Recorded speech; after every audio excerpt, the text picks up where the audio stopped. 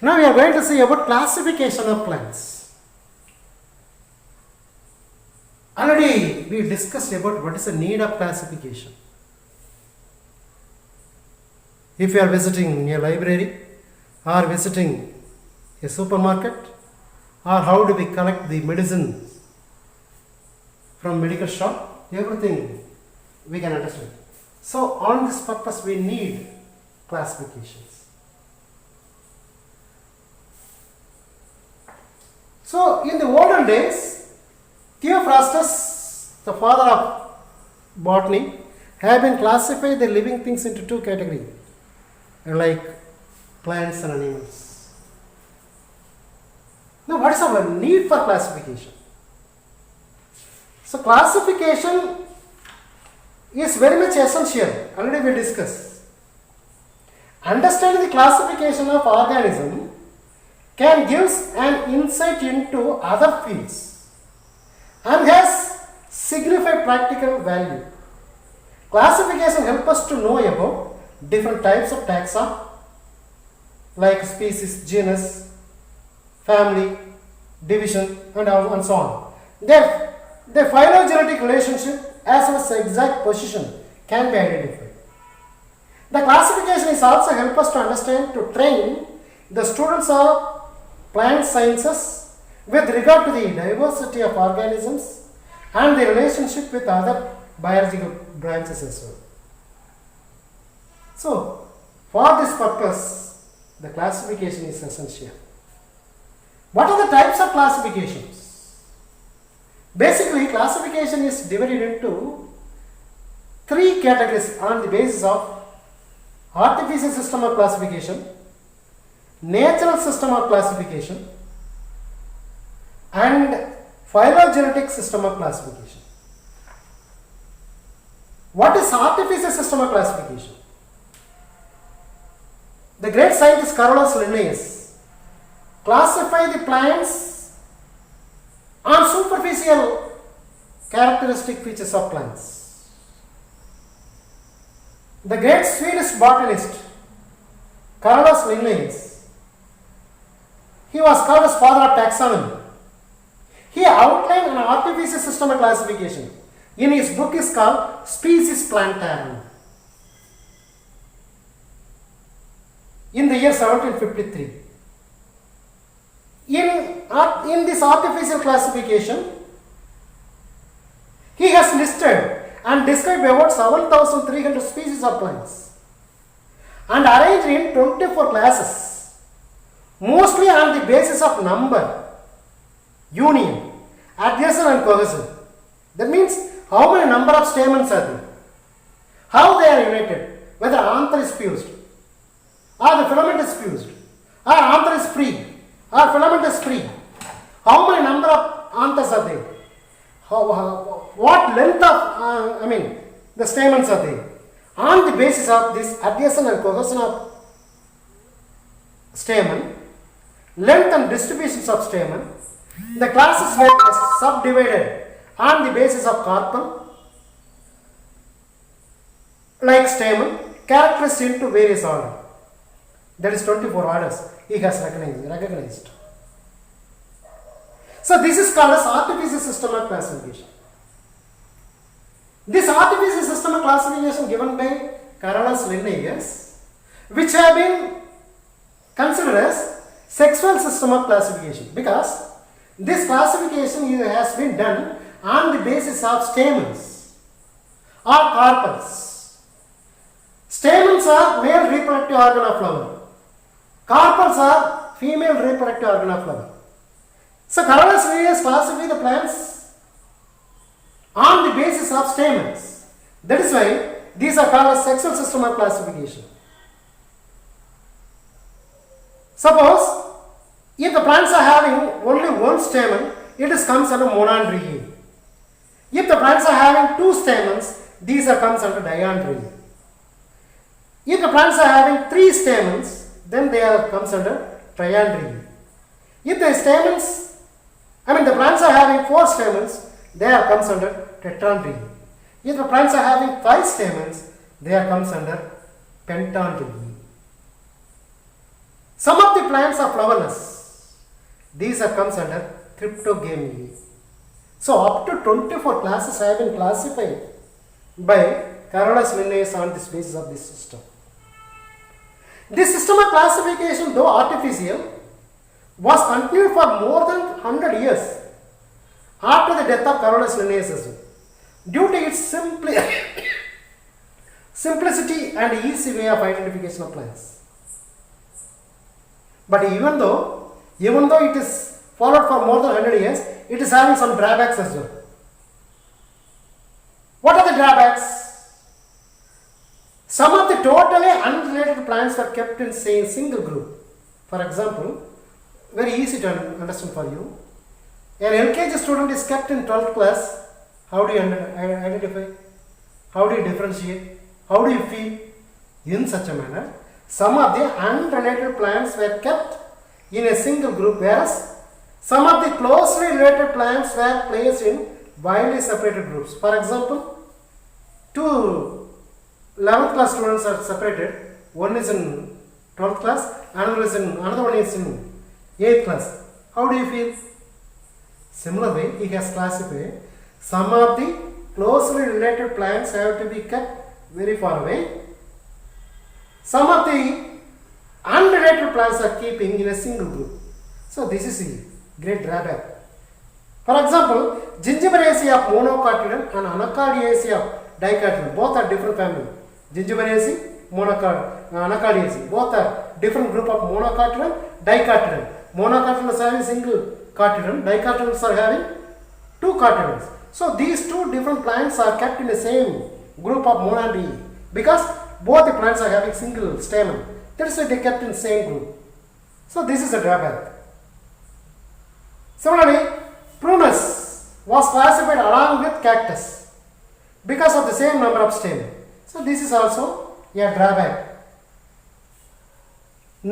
Actually, no attempts were made to classify plants based on either natural or phylogenetic relationship which exist. So this is a major thing. So another system of classification is called natural system of classification. So in this classification, what are the drawbacks have been identified in the artificial system of classification have been rectified. So this is a natural system of classification. This natural system of classification is based on what are the characteristic features have been observed superficially. So on the basis of plants have been classified. Among them, Bentham-Hooker classification is very popular. So widely followed, natural even today, India and England, we are following Bentham-Hooker classification, Bentham-Hooker system of classification. So still it is followed. So the classification of Bentham-Hooker was published in 3 volumes, work in a book called Genera Plantarum. Carolus Linnaeus in his book Species Plantarum, but Bentham-Hooker classification have been done in Genera Plantarum, describing 202 families and 7,569 genera and 97,205 species of plant in the system. We can see how he has classified. Look at the picture. So this is natural system of classification. Look at the flow chart. All the cedar plants are classified into 3 classes, namely Dicotyledone, Gymnospermae, Monocotyledone. What do you mean by dicotyledone? The seed is having 2 cotyledons. Di means 2. If the seed is having 2 cotyledons, it is called dicotyledone. All the 2 cotyledon plants comes under the class dicotyledone. If the plants are having only 1 cotyledon, they will become sort of monocotyledone. So if you see Gymnospermae, what is meant by Gymnospermae? Gymno means naked, spermae means seed. The seeds are open without fruit. That means ovules are present without ovary, which is called as Gymnospermae. So the Gymnospermae consists of 3 families, namely Neotaceae, Coniferae, Cycadaceae. Now we shall discuss in details of dicotyledone. As I said just now, dicotyledone means the seeds possess only 2 cotyledon.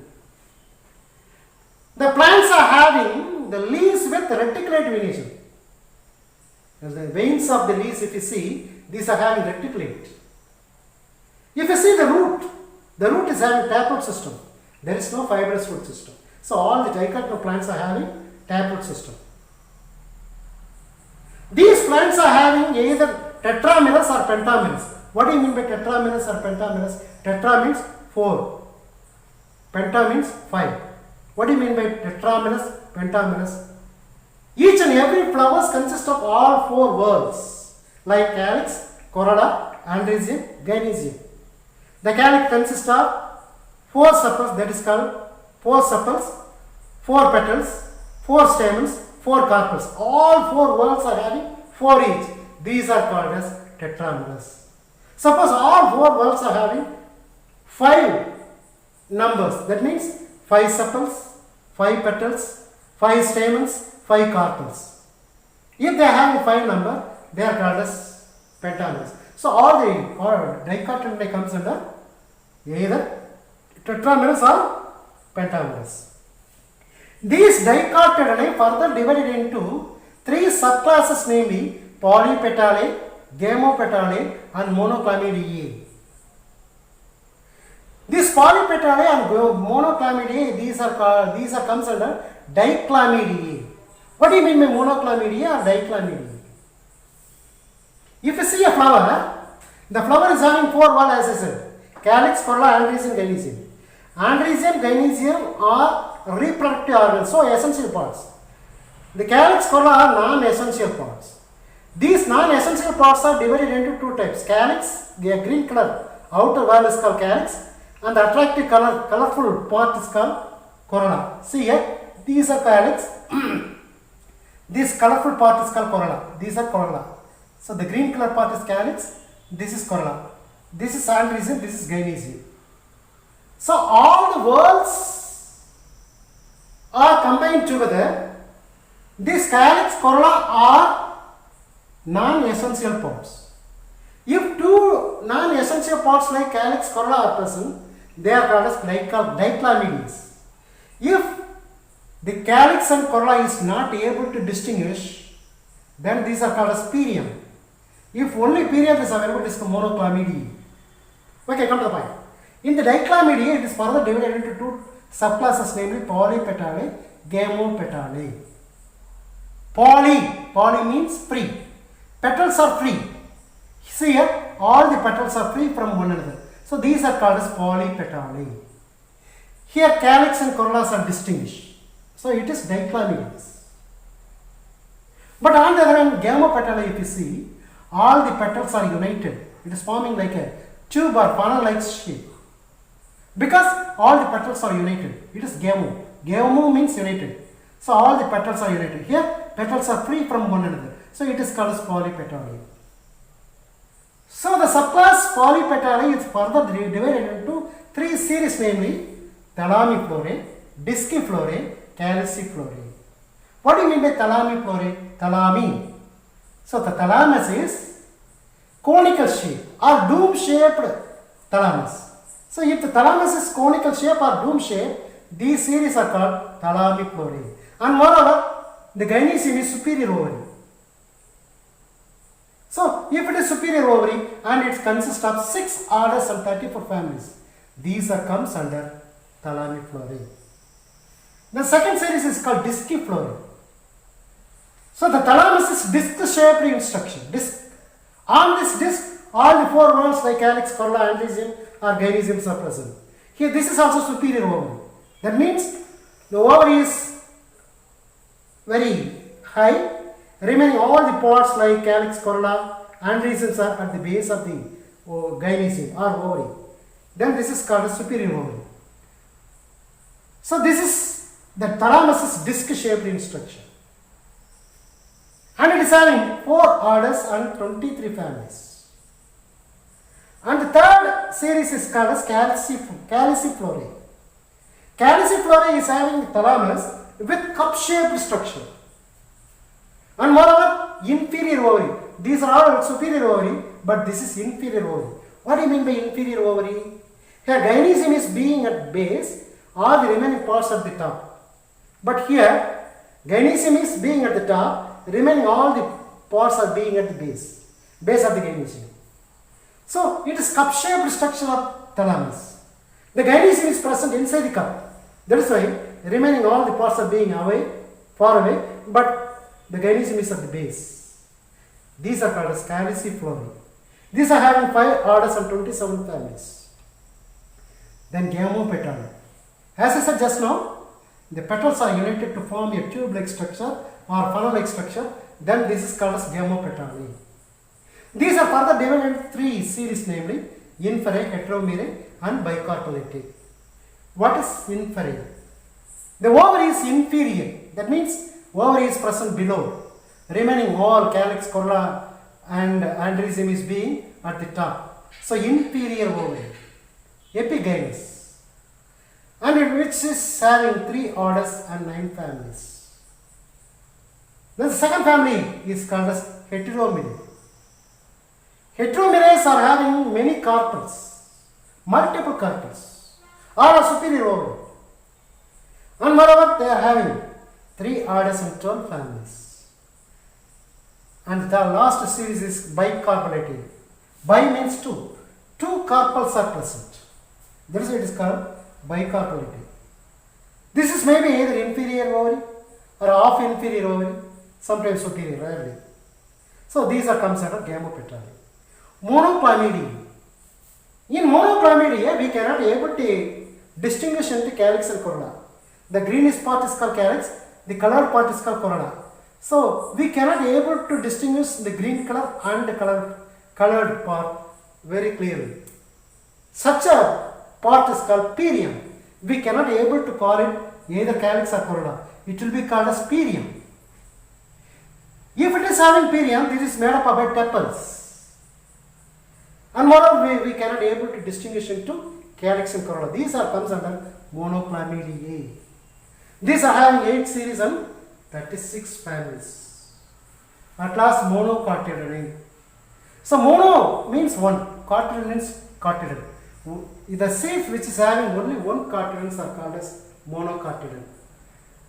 The venations of leaves are parallel, but here in dicotyledon it is reticulate venation, but in monocotyledon it is parallel venation. In dicotyledon it is having taproot system, but here it is fibrous root system, adventitious root system. It is having either tetramerous or pentamerous. It is having trimerous. All are having 3 sets. Calyx 3 or 3 multiples, corolla 3 or 3 multiples, stamens 3 or 3 multiples, carpels 3 or 3 multiples. In such a way, trimerous. These are comes under monocotyledon. There are 7 series and 34 families are present. So these are all comes under Bentham and Hooker classification. It is very important classification.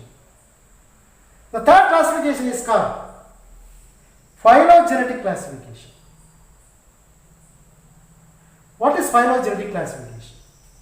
Phylogenetic classification is a classification of plants in which these plants are interrelated with the genetical relationship with previous generation. Such a type of classification is called phylogenetic classification. So the classification, the emergency of this phylogenetic classification is based on the great research by Charles Darwin of origin of species. On the basis of this is one of the earliest phylogenetic relationship of classification which have been given by a great scientist, 2 great scientists called as Engler and Prantl. Engler, who belongs to German, Prantl, who is also belongs to German, both are combined together, have been given a new system of classification is called Die Naturliche Pflanzen Familien book. In this monograph, they have been given in 23 volumes about this their classification. So this is a classification which is relationship with the genetic relationship among the current as well as the previous generation is called phylogenetic relationship of classifications. So these are the early method of classification. So this is the Engler-Prandtl classification. So this Engler-Prandtl classification is very good example for phylogenetic relationship of classification. All the seeded plant, that is Embryobita, that is Siphonogamma, is classified into two categories, namely gymnosperm, angiosperm. Gymno means naked, sperma means seed. So seeds are naked. That means they do not have any fruit-like structure. The seeds are directly open. So these are comes under this category of seeded plants are called gymnospermy. So another group of seeded plants are called angiospermy. Angio means box, sperm means seed. The seeds are kept in a box like fruit is called as angiospermy. So flowering plant or fruit yielding plant will become under angiospermy. These angiospermies are further classified into monocotyledonous and dicotyledonous. Monocotyledonous means the angiospermic plant which are having the seeds with only one cotyledon comes under monocotyledonous. And if it is having the seeds of angiospermic plant which is having two cotyledons comes under dicotyledonous. The monocotyledonous is having 11 orders and 45 families. Dicotyledonous is having 44 orders. These dicotyledonous are further divided into two categories, namely Archiclamidiae, Metachlamydia. Archiclamidiae means apetale. Metachlamydia means sympetale. Apetale means this calyx and corolla are free from one another. Sympetale means the corolla is, especially petals, are united, are joined together. Here in the apetale, the perianth is single or double. Here perianth is two whorls, calyx and corolla. This Archiclamidiae consists of 33 orders and 201 families. Metachlamydia consists of 11 orders and 57 families. So this is very good example for Engler-Prandtl classification of phylogenetic system of classification. Then APG classification. This is most recent classification. Angiosperm phylogeny group. APG means Angiosperm phylogeny group. Angiosperm means the seeded plants which are having fruit. Phylogeny means which is relationship with previous generation.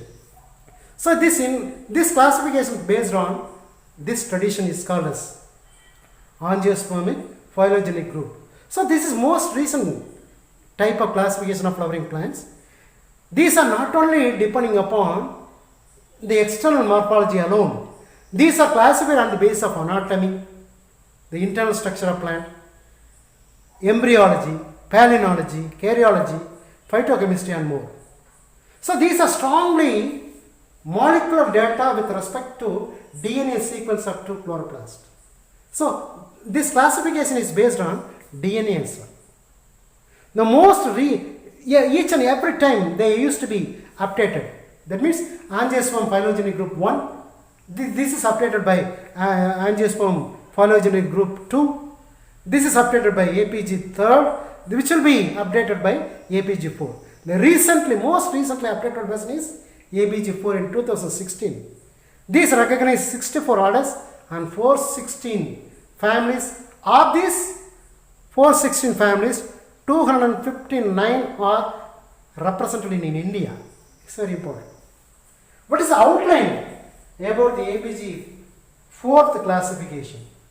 So this will be giving an idea about APG angiospermic phylogeny group 4, which have been given in a detailed method of classification. Basically, the early angiosperms are comes under this group. These are further divided into umbellales, nymphaeales, astrobaleales, magnoliales, chloranthes. These are comes under early angiosperm. Later angiosperms these are called as eudicots. The eudicots are further divided into early diverging eudicots, superrosites, superasteroids. In such a way, these are further divided into three types. Apart from monocots is divided separately. All monocot family, Musaceae, Liliaceae, these are Poaceae, these are all comes under monocots. Eudicots, dicotyledon plants will be divided into three categories, namely one by one. If you see, in the early diverging eudicots will be having nonunculales, proteales, torpodendrales, boxales, gonorrhoeals, dilleniales, saxifragales. These are all comes under early divergence. Then super rosites comes under saxifrades and rosites, like Fabaceae, Euphorbiaceae comes under this family. Now super asteroids which will be having Barbary-dopsidales, Sontilales, Caryophyllales. Then another category is called asteroids. These asteroids having Apocynaceae and Solanaceae. So these are modern, most recent modern classification. There is Angiosperm phylogeny group 4. So what are the special things about this APJ4? What are the major things about this APJ4 means? The seeds are generally always with two cotyledons. All the groups are having two cotyledons. Presence of ethereal soils. Leaves are always simple, net veined. Each floral well, Scarix, Corolla, Andresium, Gynoecium with many pods. Perium usually spirally arranged. Are pods in three steps. So these like monocots. Stamens with broad filaments. Anthus tetrasporangium. Pollen monosulcate. Nectaries are rare. That means honeys are not available. Then carpels usually free. That means gynoecium is free. Embryo well and very well small size. Then if you see monocots, only one cotyledon. Seeds with single cotyledon. Primary roots will be short-lived, then fibrous root or secondary roots will be formed. Single adaxial profile. Ethereal oil rarely present. Mostly herbaceous. Absence of vascular cambium. Vascular bundles are skirted in the stem. Leaves simple with parallel vein. Floral pods usually in threes. Perianth often composed of tepals. Pollen monosulcates. Styles normally hollow. And also successive microsporangiates. Then if you see eudicots which are having certain characteristic features like seeds with always two cotyledons. Nodes are trilocular with three leaf traces. Stomata are anomocytic. Ethereal oils rarely present. Woody or herbaceous plant. Leaves simple or compound, usually in net vein. Flower spots mostly in twos or fours or even fives. Microsporogenesis simultaneous.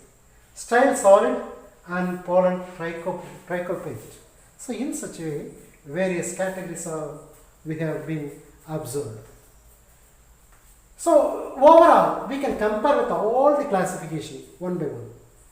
In Bedhammer-Hooker classification, which have classified 202 families, which was established in the year 1883. So phylogenetic classification like Engler and Prantal in the year 1915, which is having 303 families. Then Arthur Cronquist in the year 1981, which are having 386 families have been described. In APJ, Angiospermic phylogenetic group 1, which are having 462 families have been described, which was established in the year 1998. APJ second was established in the year 2003, which explains about 457 families.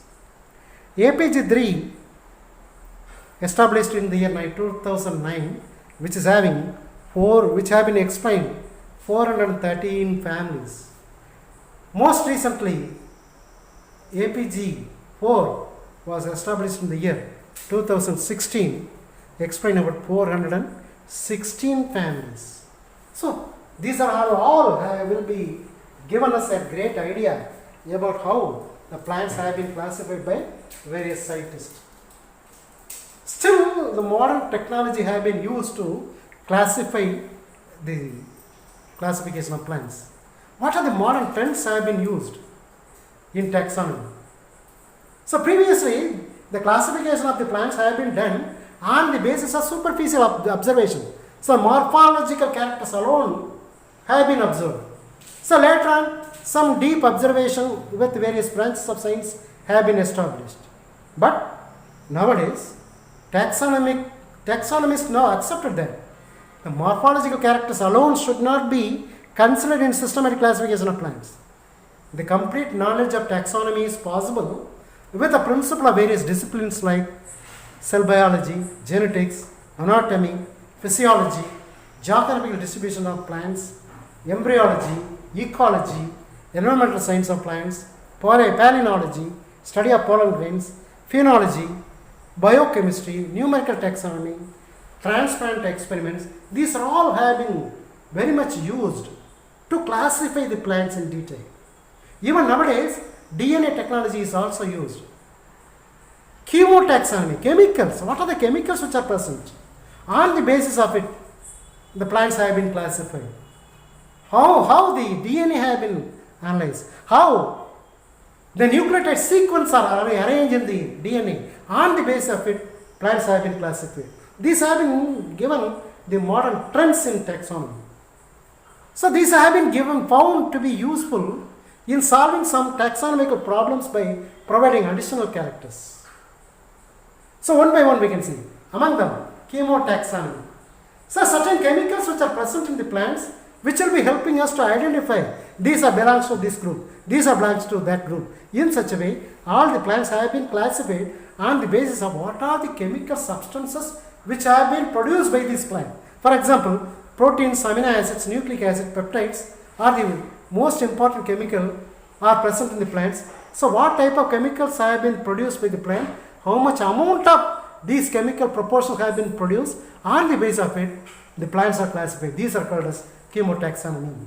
So chemotaxonomy is a scientific approach of classification of plants on the basis of their biochemical constituents.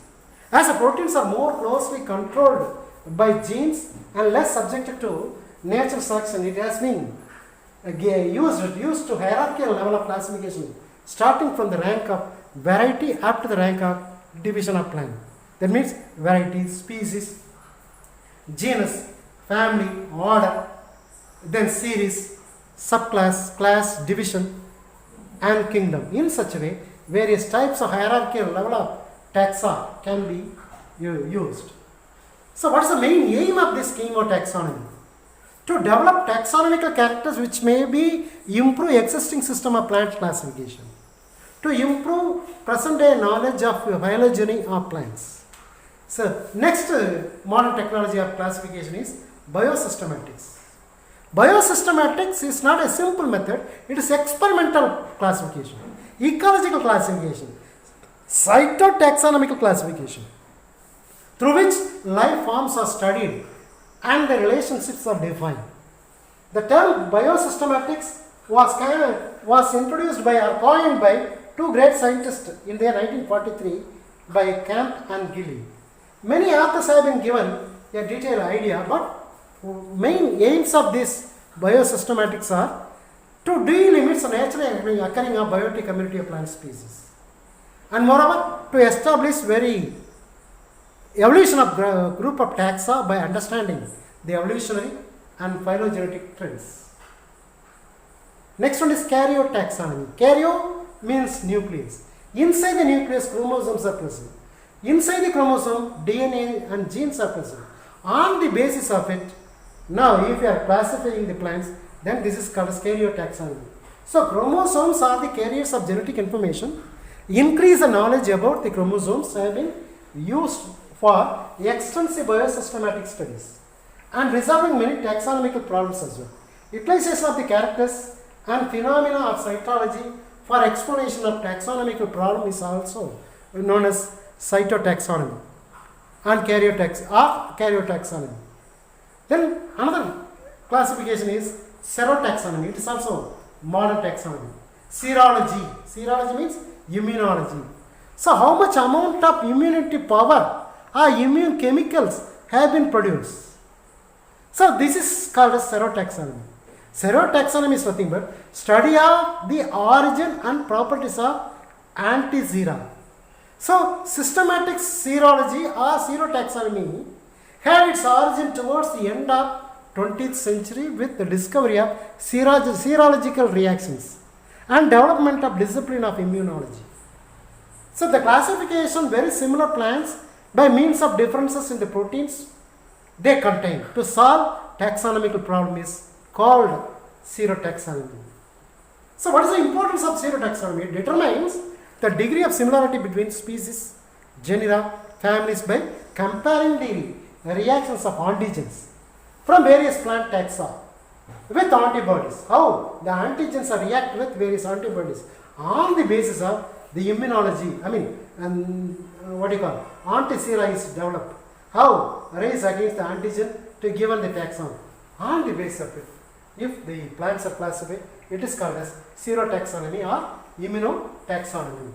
Then another classification of modern classification is molecular taxonomy.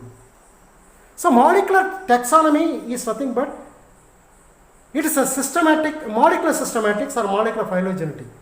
So on the basis of structure of DNA, how the structure of DNA of one plant is different from another plant, how the DNA or the sequence of the base pair, how they are arranged, how the nucleotide or nucleosides are arranged, what type of DNA is present. On the basis of it, if the plants are classified, so this is called as molecular taxonomy. So molecular taxonomy is a branch of phylogeny that analyzes hereditary molecule like DNA or RNA which are present, that differences in mainly in DNA sequences to gain the information and establish the genetic relationship between the members of different taxonomical categories. The advent of DNA cloning and sequencing method have contributed immensely to the development of molecular taxonomy and the population genetics over the years. These modern methods have revolutionized the field of molecular taxonomy and population genetics with improved analytical power and precision. The result of molecular phylogenetic analysis are expressed in the form of tree called phylogenetic tree. So these are having various different types of molecular marker like allozymes, mitochondrial DNA, microsatellites, RFLP, that is restriction fragment, length polymorphism, or random amplified polymorphic method, RAPD, DNA. Similarly, AFLPs like amplified fragment, length polymorphism, single nucleated polymorphism like SNP, microchips or arrays are used in analysis. These are all comes under molecular taxonomy. What are the uses of molecular taxonomy? Molecular taxonomy helps in establishing the relationship or different plant groups at DNA level. So DNA level classification will be very much useful because there is no contradiction may be for arises. There is no drawbacks may be available. It unlocks the treasure chest of information and evolutionary history of organisms. It's such a wonderful thing which have been done with the help of molecular taxonomy. Now we shall discuss about DNA barcoding.